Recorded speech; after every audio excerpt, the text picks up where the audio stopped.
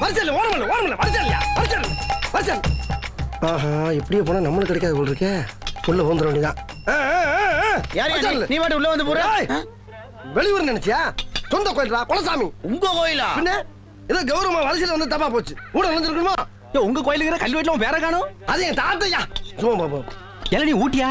ஆமா ஊட்டி தான். என்ன எந்த தெரு? சாப்பிட்டு பேசிக்கோனே. சாமி வாங்கி சாமி. ஏன்பா எல்லாரும் ஒரு கையில வாங்கிட்டு போறா, நீ என்னப்பா ரெண்டு கையை நீட்டுற?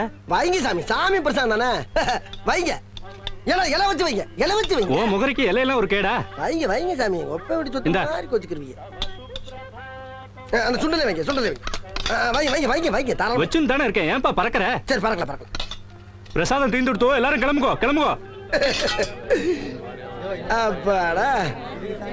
ஏய் அதான் தீந்துச்சுல போக வேண்டியதானே. எங்களுக்கு போக தெரியும், நீ வாங்கிட்டு கிளம்பு. எதுக்கு போற வழியில குரங்கு மாதிரி பறிச்சு பிடிங்கி திங்கிறதுக்கா? அந்த புத்தியெல்லாம் எங்களுக்கு கிடையாது, அதுவா கிடைக்கும். ஆமா அதுவா கிளிக்குது. கேட்டு வாங்கி தின்னா தாண்டி கிடைக்கும்.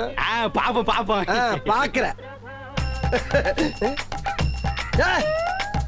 என்ன அது வரமாட்டேங்குது? எப்படி வரும்? நாங்க சொல்லல, அதுவா கிடைக்கும்னு. அதான் இது எடுத்து தின்னுங்கள. அதான் கடவுள் இப்படி பண்ணி விட்டாரு. இப்ப நாங்க திங்க நல்ல வேடிக்கைவாரு. தின்னுங்கள. சரி கையெதுக்கு நான் முட்டு கொடுத்துருக்கீங்க? கீழே கொட்டிட்டீங்கன்னா கொஞ்சம் வாயில ஊட்டி விடுங்க பாட்டு. ஐயா வாய் ஊடுதாடே. கொஞ்சம் விடல. அப்பா விநாயகர் பெருமானே, பாதியில வந்து பிடிங்க திங்க ஆசைப்பட்டவன மிச்சம் மீதி இல்லாம ஆக்கிட்டேப்பா. கம்பிக்குள்ள இப்படி ஒரு ட்ரிக்ஸ் இருக்குன்னு தெரியாம போச்சு எனக்கு. கடைசியில நக்கத்தான் வேணுமா?